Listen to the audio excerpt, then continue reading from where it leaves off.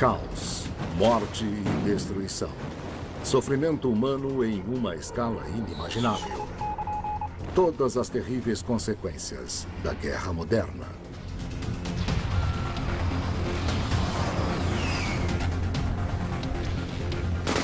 Desde o começo da Primeira Guerra Mundial, a humanidade sofreu com mais de 100 anos de guerra. Conflitos quase intermináveis, intercalados por períodos de paz. Desses tempos incertos surge o combustível que nos impulsiona de volta aos campos de batalha. Os custos dessas guerras são impressionantes, mas às vezes o preço para manter a paz ou para não ir à guerra pode ser ainda maior. A guerra é horrível, mas às vezes necessária para proteger a sociedade, os direitos humanos e a liberdade. Nesta série, contabilizaremos o preço monstruoso desses 100 anos de conflitos. Custos econômicos, custo social, custo ambiental e custo humano. E tudo começa com apenas uma bala. Um tiro de pistola que deu início a uma nova era de conflitos violentos. E foi o estopim. Primeira Guerra Mundial. Cuidado, tomem cuidado!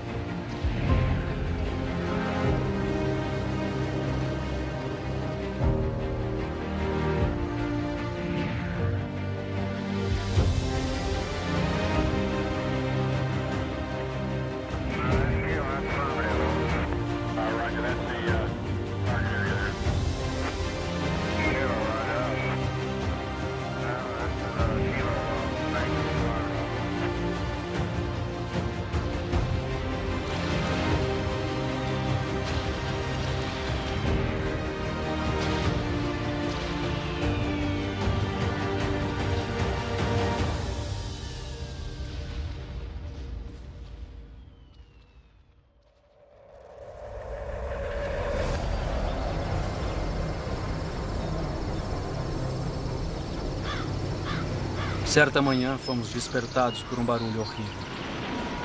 Parecia um inferno na terra. As bombas caindo como chuva no verão.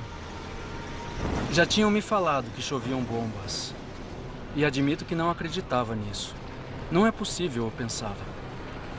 Mas fiquei surpreso quando descobri que é possível. Mantenham suas posições! Aguentem! Bom, soldados! Em seus lugares!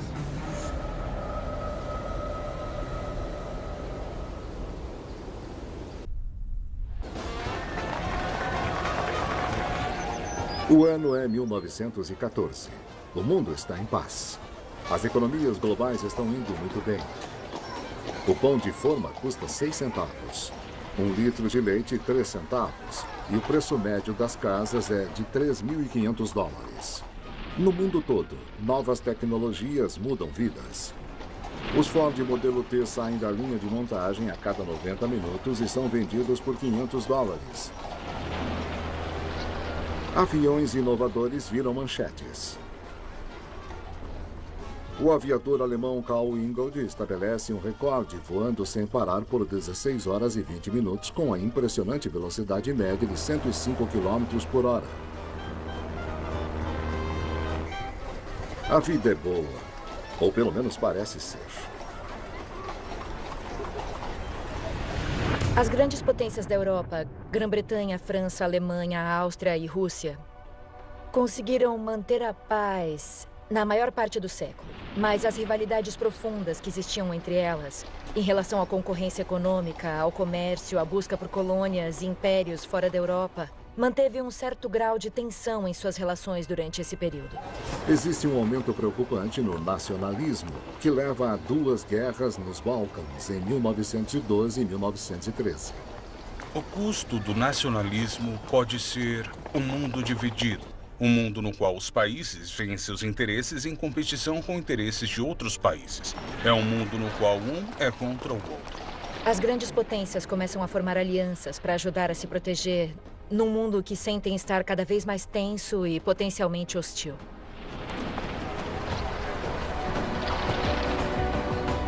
28 de junho de 1914. O arquiduque Franz Ferdinando, herdeiro do trono austro-húngaro, visita Sarajevo, na Bósnia. É um belo dia para um desfile. Franz Ferdinando e sua esposa Sofia estão em um carro conversível, acenando para os espectadores. De repente, ouve-se tiros. Franz Ferdinand e sua esposa são mortalmente feridos. E os austríacos reagem.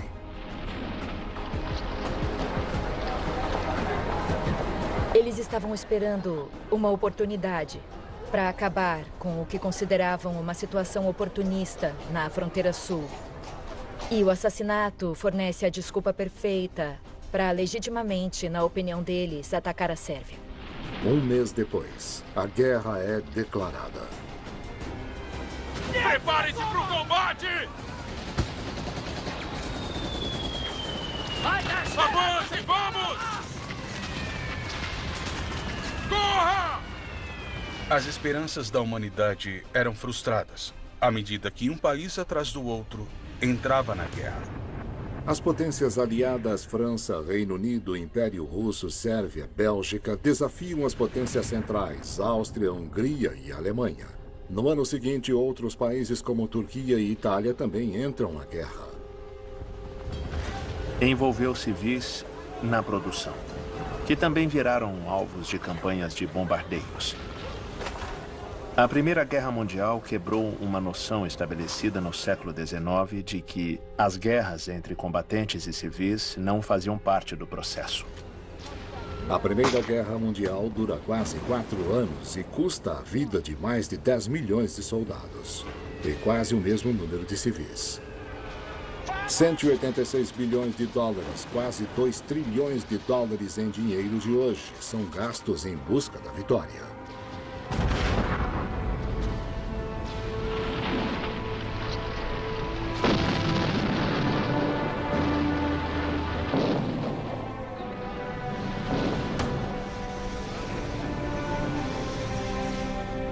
Todos os dias o combate fica mais acirrado. Ao meu redor, uma devastação horrível. Soldados mortos e feridos, animais mortos e moribundos, cadáveres de cavalos, casas incendiadas, campos esburacados, carros, roupas, armas, tudo espalhado ao meu redor. Um verdadeiro caos. Eu não tinha imaginado que a guerra seria assim. Ninguém esperava que a guerra durasse 3 anos e meio quando ela começou. Então todo mundo pensou que seria uma campanha rápida, talvez uma campanha de 6 a 7 semanas.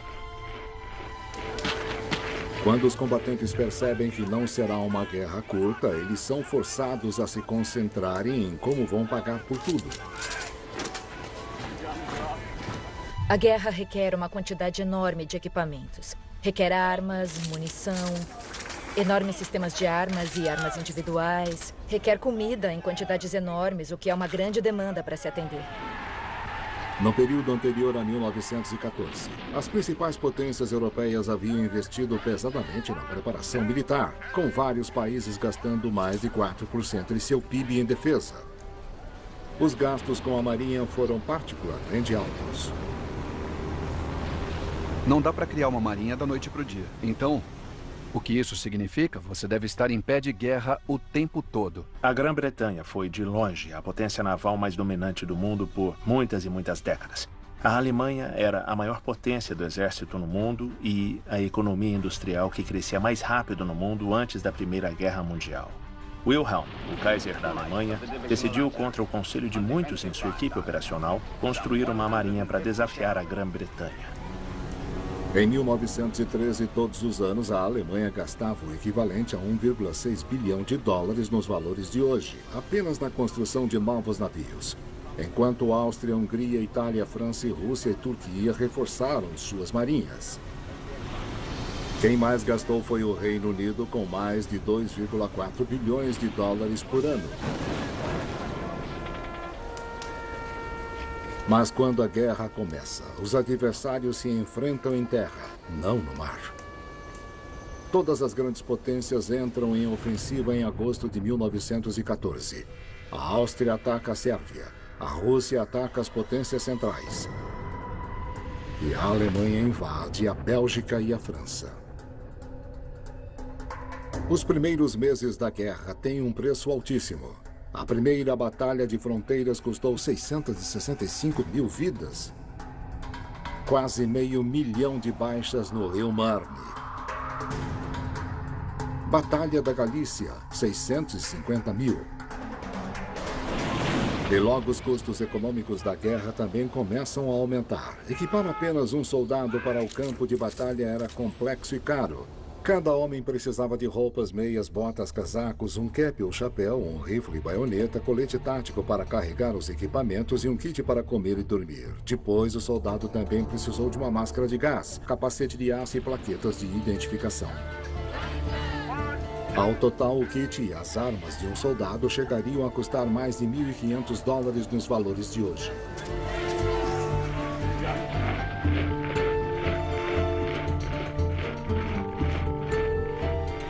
Apenas no primeiro ano da guerra, a Áustria e a Hungria gastou 800 milhões de coroas, o equivalente a 3,4 bilhões de dólares atuais.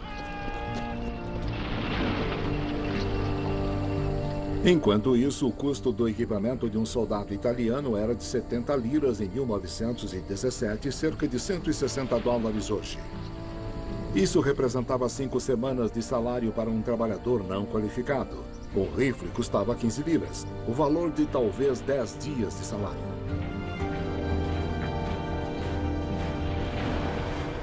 Mas era o armamento que pesava mais nas despesas.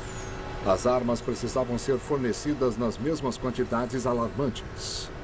Se formos falar na questão de pesquisa e desenvolvimento, comprar um tanque, comprar um avião, um rifle Enfield novo, um rifle Springfield ou testar uma bota nova, nunca houve uma tentativa de olhar para o custo financeiro disso.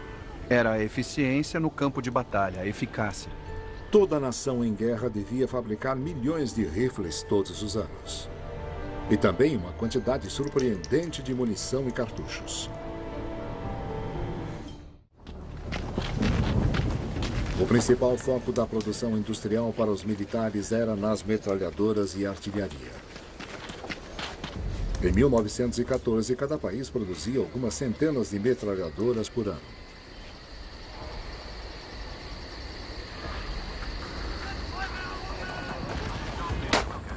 Preparem-se para o combate! Continue! Continue! Vai! Avance, vamos!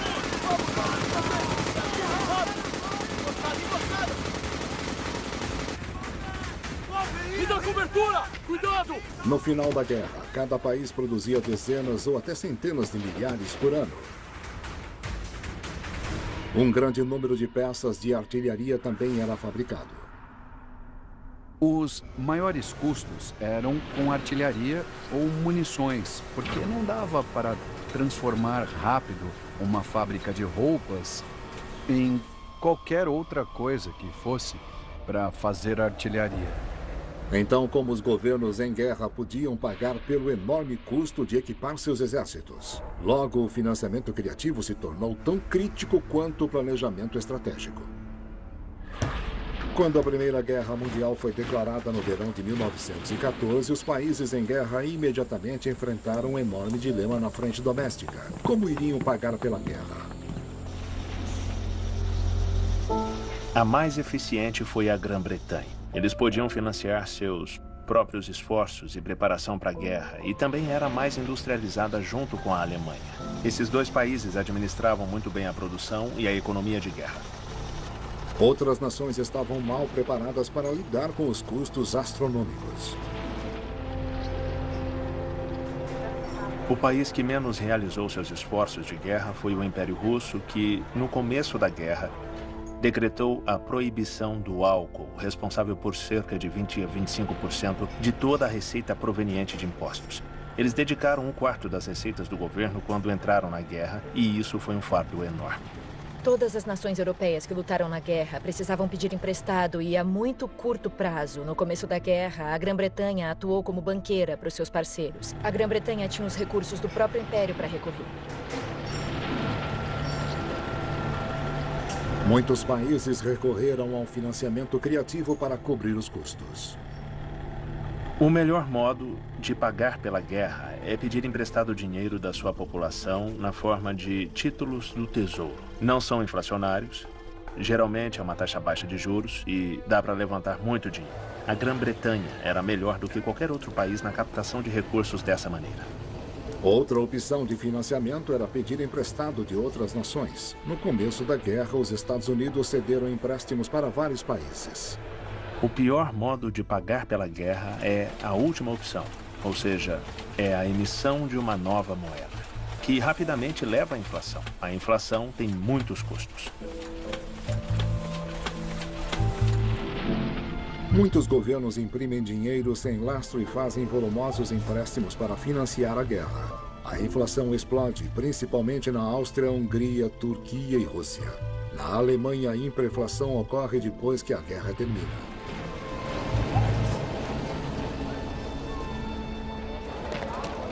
Durante os primeiros meses da guerra, milhares de jovens se voluntariaram entusiasticamente para se juntar à guerra.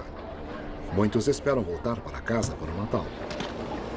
Stephen Brown tinha apenas 17 anos quando se alista em julho de 1914.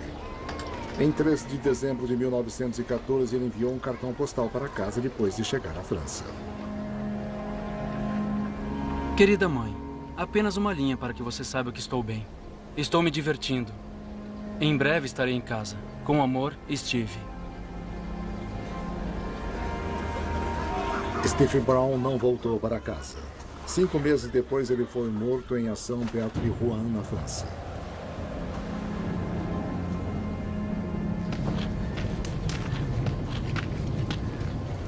No começo de 1915, o ritmo do combate diminuiu.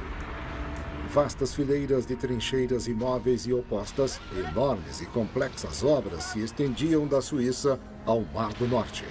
Trincheiras definiram a guerra de atrito na frente ocidental.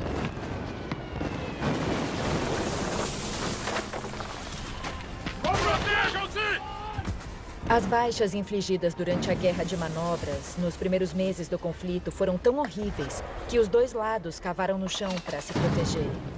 Então, a ideia da guerra de trincheiras é proteger os soldados, em vez de expô-los à artilharia mortal, metralhadora e fuzil.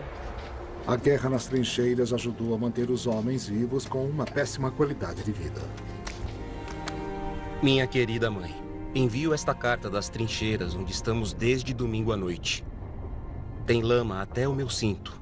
Bombardeio contínuo. Todas as trincheiras desabam e é insuportável. Eu daria tudo para estar longe daqui.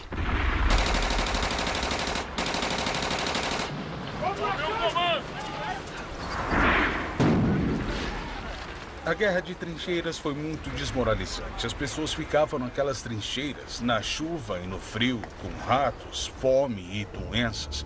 E quando saíam delas, davam de cara com as metralhadoras. Era lama, era água, era frieira, infecções. São condições horríveis. Havia ataques nas trincheiras, mas não faziam nada. Nas trincheiras não havia derramamento de sangue, nem gastos de recursos de combate.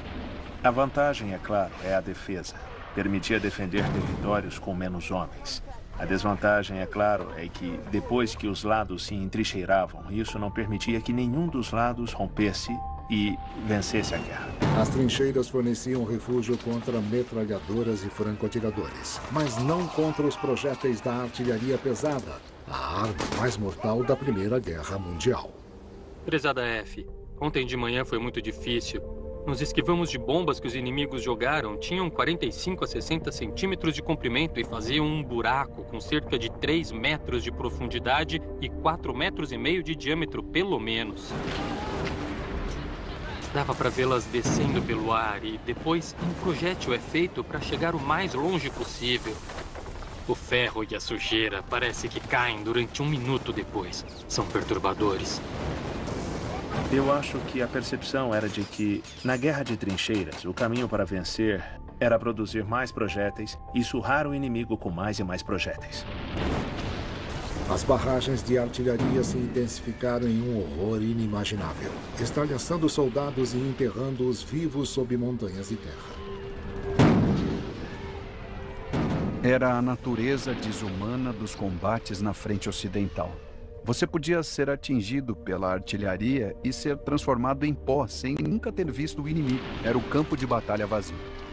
Em 1915, todos os países sofreram uma crise de projéteis para produzir a quantidade e a qualidade necessárias, mas logo depois a produção melhora. Até 1917, apenas o Reino Unido fabricou mais de 87 milhões de conchas, enquanto que no auge, a Áustria e a Hungria produzia 2 milhões de projéteis por mês. A artilharia foi e continua sendo o assassino número 1 de homens nos campos de batalha até o Vietnã. E os danos não são causados apenas pela explosão dos projéteis. Um dos fatos mais horríveis da Primeira Guerra Mundial foi o uso em larga escala de armas químicas. Gás venenoso. Embora o gás venenoso tenha causado menos de 1% do total de mortes na guerra, o medo induzido foi monumental. Em abril de 1915, o exército alemão, pela primeira vez, usa o gás em Ypres. É a primeira vez que uma arma química desse tipo é usada e pega os aliados totalmente de surpresa. O efeito, se você ler os artigos de jornal, eles dizem que as pessoas ficaram cegas. Pessoas enlouqueceram por isso. Então a reação do público foi: esse é um novo e horrível tipo de guerra. Mais de 500 mil de soldados no total sofrem os ataques de gases avassaladores e cerca de 91 mil são mortos. Os aliados imediatamente denunciaram os alemães por barbárie. Disseram: isso é totalmente desumano, não podemos nos envenenar com gás químico, é ultrajante. Mas é claro que os aliados logo foram desenvolver seus próprios gases.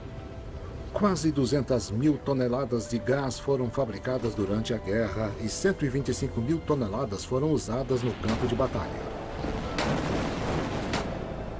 As máscaras de gás se tornam uma parte essencial do equipamento dos soldados. Existiam até para cavalos. Nós olhamos um para o outro, parecendo sapos imbecis de olhos arregalados. A máscara faz você se sentir apenas meio homem. O ar que você respira é filtrado das substâncias químicas. Um homem não vive do que passa pelo filtro. Ele só sobrevive. Ele adquire a mentalidade de um vegetal bem acordado. Cuidado!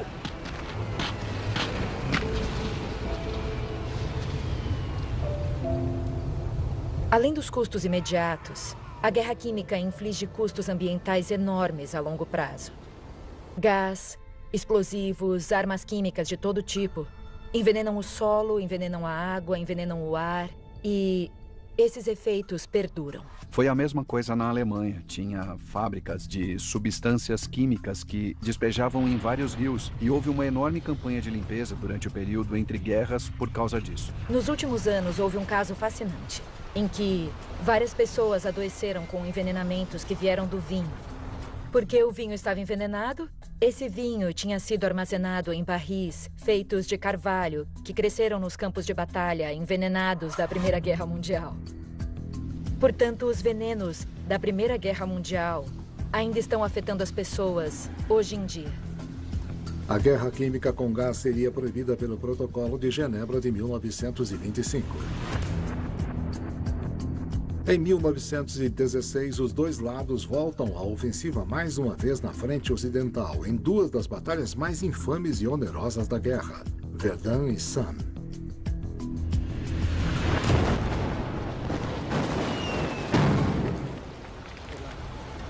Em fevereiro e novembro de 1916, o ataque alemão às posições francesas em Verdun custou mais de 300 mil mortos e feridos de cada lado. Mais de 70 mil por mês. Foi um combate verdadeiramente industrializado, um moedor de carne. Foi atrito puro, o que para mim é a definição literal de atrito. Em 1º de julho de 1916, em Sun, os britânicos sofreram o dia mais oneroso da guerra. 57 mil feridos, incluindo 20 mil mortos. No lado alemão, quase meio milhão de homens seriam mortos ou feridos até o final da batalha em novembro.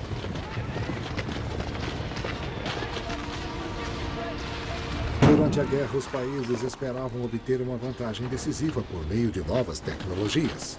Winston Churchill, então primeiro Lorde do Almirantado Britânico, defende o desenvolvimento de navios terrestres.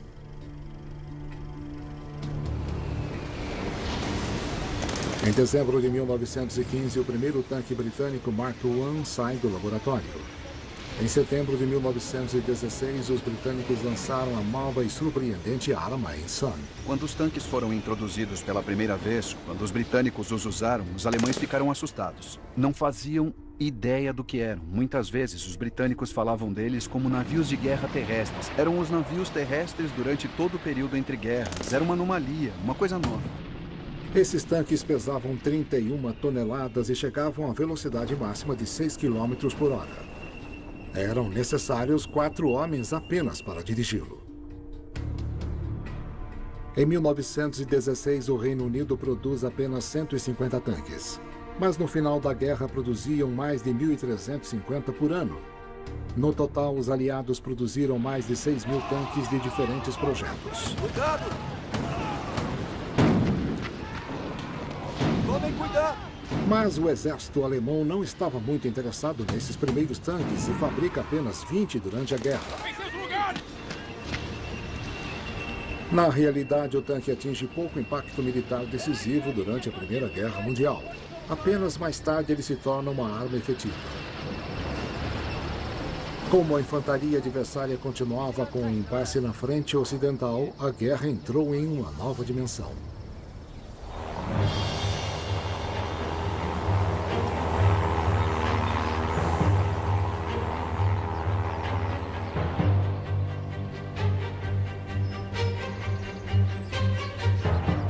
O primeiro uso militar de aeronaves aconteceu em 1911 e 1912, com a invasão italiana da Líbia, dominada pelos otomanos.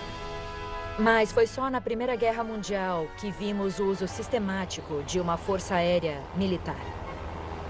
Os primeiros biplanos primitivos que zumbiam sobre as trincheiras geralmente não tinham armas, levavam um piloto e um observador para localizar as tropas inimigas e ajudar a artilharia.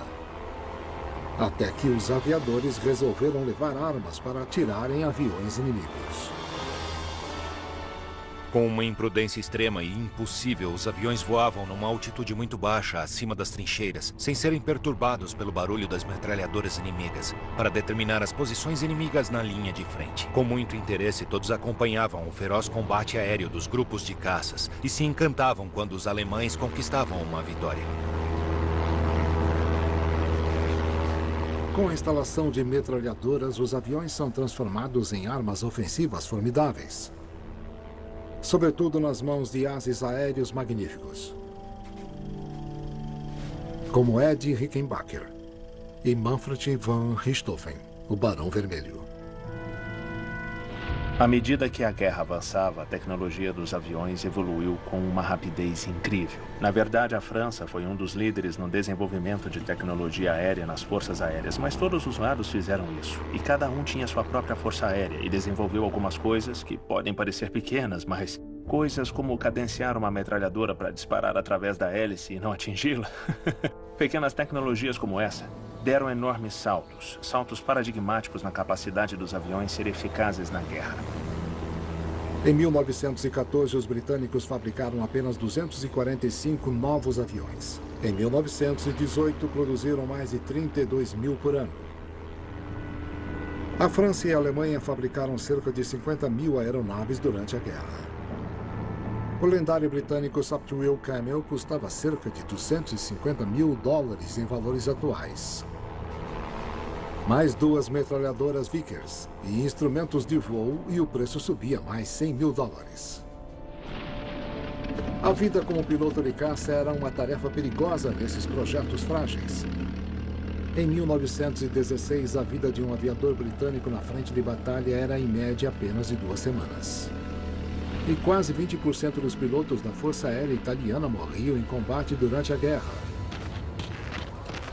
Antes da introdução dos bombardeios, os civis nos centros industriais se sentiam seguros bem atrás das linhas. Mas com o nascimento da guerra aérea, a destruição pôde atingir qualquer lugar, a qualquer momento. Infelizmente, no século XX como um todo, ataques a alvos civis são vistos como norma. Mas na Primeira Guerra Mundial, isso era visto como um ultraje. E, de novo, como a guerra de gás, como a guerra química, uma violação dos padrões da guerra civilizada, das normas e regras tácitas que se pensava que governavam as condutas das nações europeias civilizadas. A Alemanha lança ataques aéreos contra a Grã-Bretanha usando zeppelins e aeronaves. Bombardeou o Reino Unido em 59 ocasiões e causou 4.743 baixas. Mais de 2.600 delas na cidade de Londres. Estima-se que os danos foram de 210 milhões de dólares em valores atuais. Quase todos em Londres. Às 11h30 do dia 13 de junho de 1917, 20 aviões alemães executam o ataque aéreo mais destrutivo da guerra. 72 bombas foram lançadas, matando 162 civis.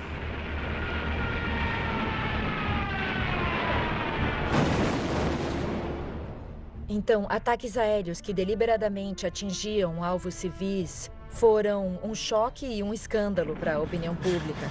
E devastadores para os civis, é claro. Então, no final da guerra, os aviões tinham um papel muito importante. Eles estavam se integrando às operações do exército, fornecendo apoio aéreo para as ofensivas, realizando ataques com bombas, todas essas coisas mais comuns na Segunda Guerra.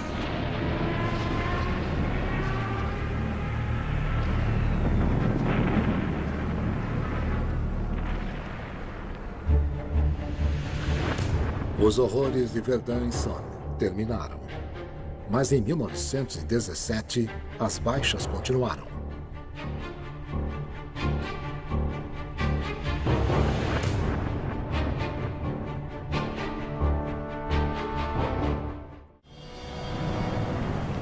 O poder marítimo sempre teve um papel fundamental no sucesso dos grandes impérios do passado. Em 1914, o aço substituiu os cascos de madeira e o vapor eliminou as velas.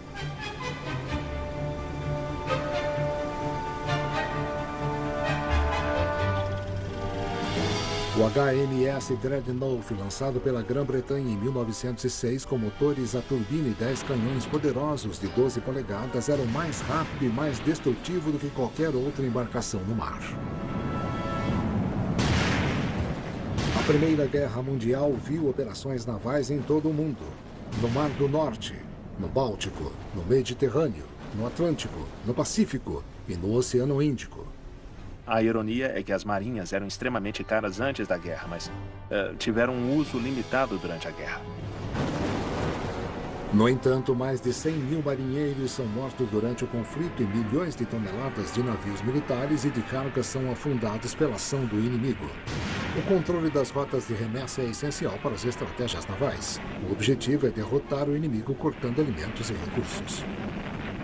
Ironicamente, o maior efeito da guerra naval foi em terra, pois os aliados impunham um bloqueio para impedir que as potências centrais importassem matérias-primas e alimentos essenciais.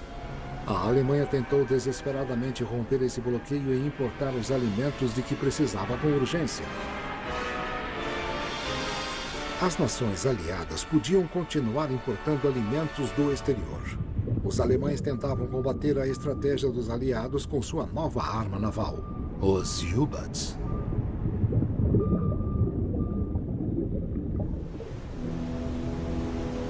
Com o U-Boat, eles poderiam atrapalhar essas redes comerciais e lançar uma guerra submarina irrestrita, que incluía abater navios mercantes para prejudicar e tentar causar o mesmo tipo de efeito de bloqueio contra a Grã-Bretanha que a Alemanha enfrentou com as potências aliadas. Obviamente, isso fez com que muitos civis sofressem. O ataque contra o Lusitânia em 1915 teve um impacto dramático, porque mais de 1000 pessoas morreram. O naufrágio do Lusitânia não foi o único motivo para que os Estados Unidos se juntassem à guerra. Os Estados Unidos concederam volumosos empréstimos à Grã-Bretanha e à França, e logo eles tinham um interesse inerente em ver a Grã-Bretanha e a França vencerem, porque se perdessem, poderiam não receber esses empréstimos.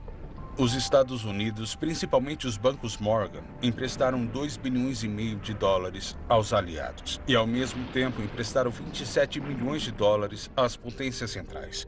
Então não havia dúvida de que lado nós entraríamos. Precisávamos garantir que os aliados vencessem a guerra. Em 6 de abril de 1917, o Congresso dos Estados Unidos declara formalmente guerra à Alemanha e seus aliados. Quando perguntaram ao Wilson por que ele queria que os americanos entrassem na guerra, ele disse que queria um lugar à mesa para poder ajudar a moldar o mundo e a diplomacia do pós-guerra. Ele disse, caso contrário, eu estaria do lado de fora, gritando através de uma fenda na porta. A maioria das nações precisava importar grandes quantidades de alimentos para seus exércitos e suas populações civis. A onerosa decisão da Alemanha de continuar sua guerra de submarinos foi uma resposta à terrível escassez de alimentos que estava sofrendo devido ao bloqueio naval. Em 1916, a Alemanha importou 20.000 toneladas de trigo por mês de países neutros. Em 1917, só conseguia importar 3.000 toneladas por mês. Não era o bastante para alimentar as pessoas. Uma das coisas tristes sobre os bloqueios é que eles atingem civis muito mais do que soldados, porque o exército é a prioridade número 1 para qualquer país que luta numa guerra total, onde está em risco a sua existência nacional. Dito isso, os soldados também enfrentaram uma escassez terrível. Conforme os alimentos iam ficando escassos na Alemanha e na Áustria-Hungria, os preços subiam muito. Em 1917, os alimentos básicos custavam o dobro do que em 1914. Algumas estimativas são de que cerca de 600 mil alemães morreram precocemente por causa da fome, basicamente. Escassez de alimentos e racionamento também devastaram áreas ocupadas. Na Bélgica, os trabalhadores urbanos recebiam no máximo 1.500 calorias por dia. Mas é na Rússia onde a crise alimentar é mais devastadora, pois desempenha um papel importante na eclosão da Revolução em São Petersburgo. A falta de comida entre os civis no inverno de 1917 foi a causa mais importante da Revolução de Fevereiro. Lenin entendeu que o povo russo não podia se dar ao luxo de permanecer na guerra. Suas exigências eram por pão, paz e terra, e a paz era primordial. A Rússia comunista foi forçada a aceitar a paz a qualquer preço, porque seus cidadãos não podiam mais suportar a guerra. Mas mesmo em sociedades mais estáveis, os civis sofreram. As famílias perderam seus principais provedores, com os homens indo para a guerra. Guerra total é definida quando toda a sociedade é militarizada. Então, todos os aspectos da sociedade funcionam para fins militares. Eu quero dizer que as famílias fazem racionamento, os filhos buscam sucata, as pessoas trabalham em fábricas. Em todos os aspectos da vida civil, a sociedade é voltada para os militares e os esforços de guerra. Mulheres e crianças também se alistaram na força de trabalho. Em 1918, na França, já existiam 430 mil mulheres trabalhando em fábricas de munições. E em todas as faixas etárias, desde crianças até idosos, de todos os estratos sociais, desde as classes trabalhadoras até a aristocracia, em todos os grupos, independentemente de gênero ou raça. Então, os custos sociais da guerra são enormes e sem precedentes, assim como os custos financeiros. Os custos para a sociedade não eram apenas essas mudanças tangíveis, mas também no nível das liberdades civis. Perdemos a liberdade de expressão. Ninguém tinha permissão para criticar os esforços de guerra. Ativistas anti-guerra foram espancados e linchados. Durante a guerra, a esquerda foi destruída. Foram presos, silenciados, não podiam usar os correios e pessoas foram deportadas. Em 3 de março de 1918, a Alemanha e a Rússia assinaram um tratado de paz que encerrou o envolvimento da Rússia na guerra. Agora, a Alemanha poderia mover todas as suas tropas para a frente ocidental.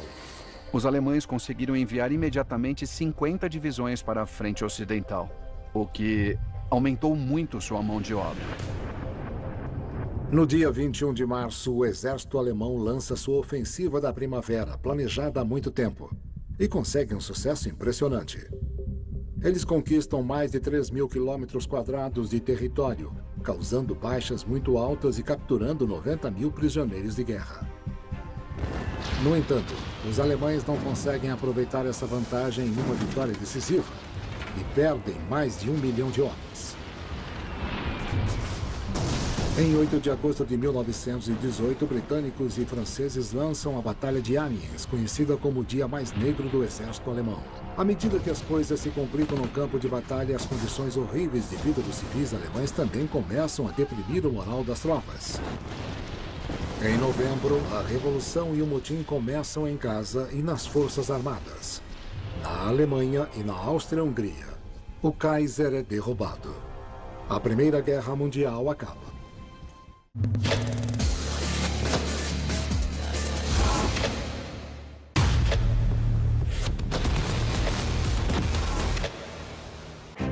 O dia 11 de setembro de 2001 começou com uma notícia que mudaria o mundo para sempre.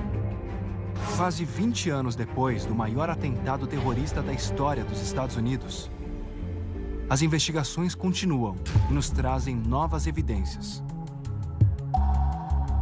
Saiba mais detalhes sobre esses acontecimentos em 2 documentários que revelam as decisões tomadas naquele dia. Especial 11 de setembro, a partir das 7h20, no History 2, muito mais história.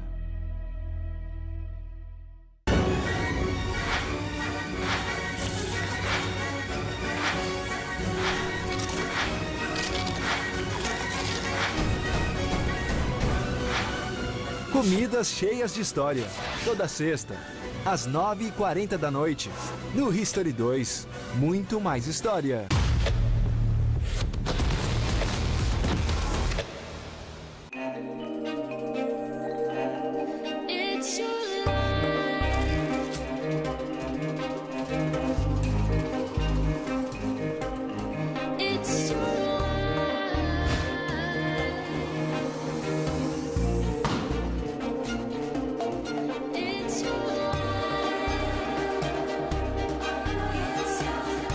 Conheça um banco completo com a sua cara. C6 Bank é da sua vida.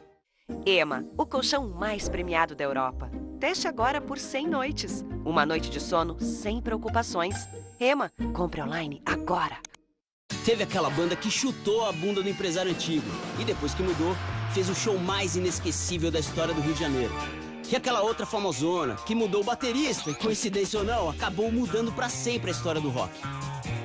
Sem esquecer aquele cara da Boca Grande, que estava estudando para ser economista e mudou pro rock para nunca mais ter que economizar na vida.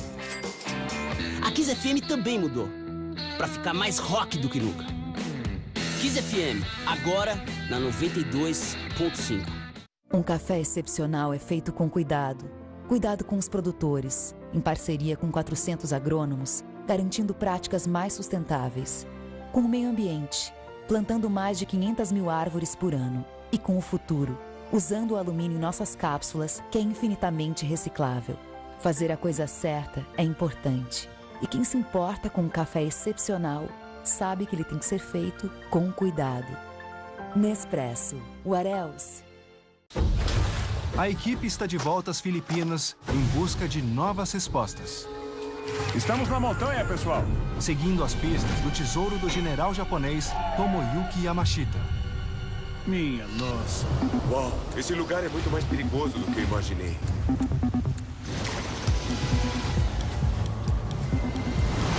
Continue perto da investigação nos episódios inéditos de O Ouro Perdido da Segunda Guerra Mundial. Esta noite, às 10h30, no History 2, muito mais história.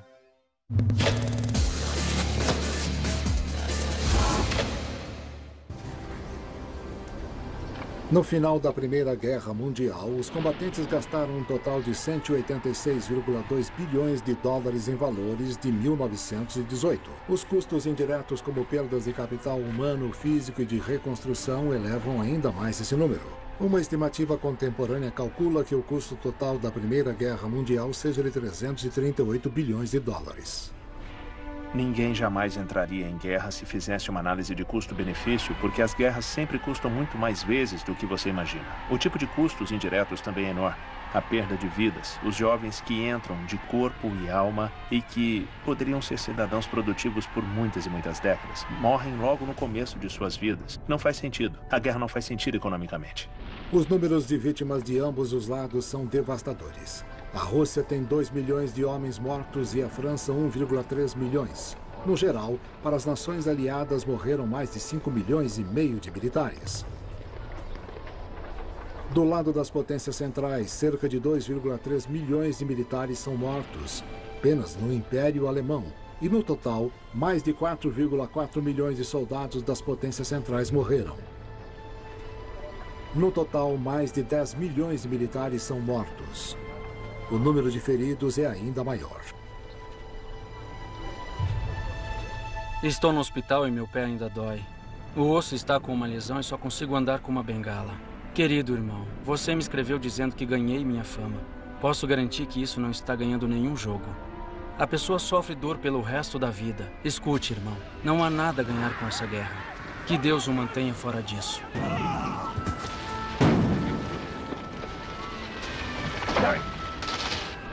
No lado das potências centrais, mais de 4,2 milhões de alemães estão feridos. Pelo menos 8,4 milhões de feridos significativos são registrados pelos países das potências centrais.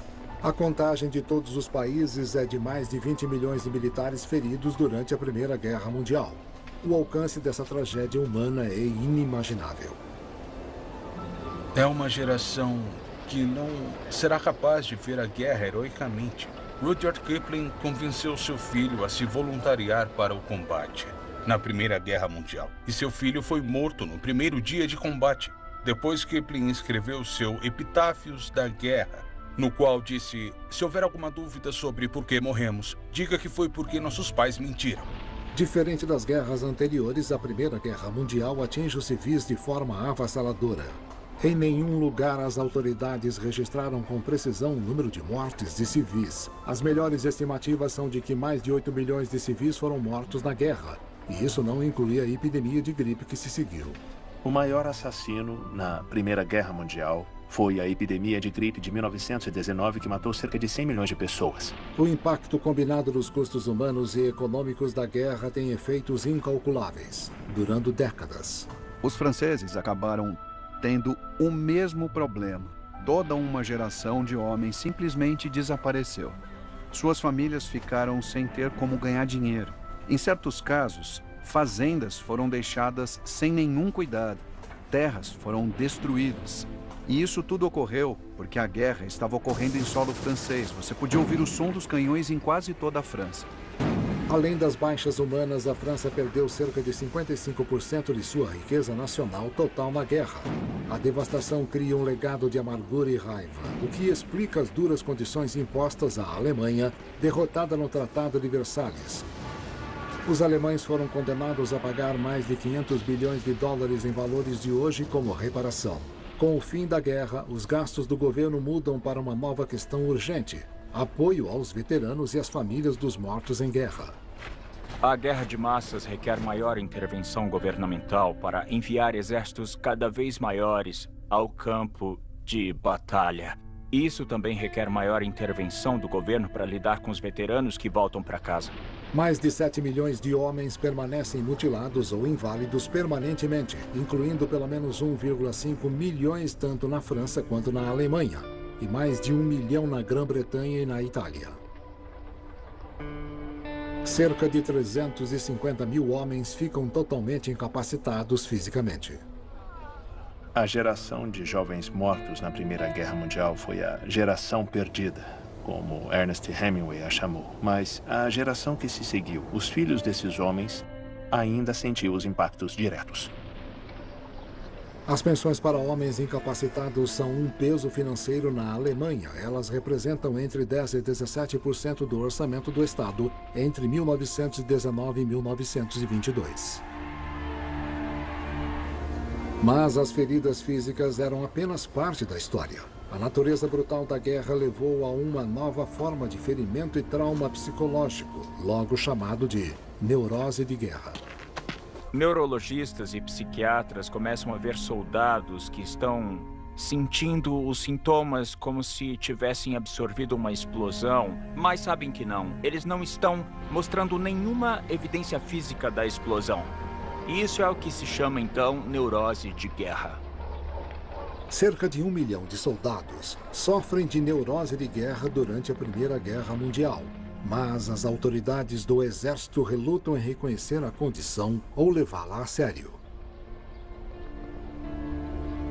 A mentalidade dos líderes é tentar levar os homens de volta às fileiras o mais rápido possível. Uma das consequências da Primeira Guerra Mundial é a demonstração de que a ciência e a tecnologia podem aperfeiçoar os meios de matar. Estamos vivendo com isso desde então. A Primeira Guerra Mundial é quase como dois boxeadores que vão se levantar e vão bater um no outro mais uma vez e vão terminar a luta. E o custo da Primeira Guerra Mundial é a Segunda Guerra. O verdadeiro custo da guerra não está no âmbito físico, ele está no âmbito metafísico. Então, isso significa que a questão é com os homens que lutam. Você pode perder uma guerra, o Estado Nacional pode ir e vir, mas pelo menos os vencedores podem absorver o custo, e qualquer custo. É a questão humana, e esse custo moral e emocional que não podemos calcular e nem devemos tentar calcular.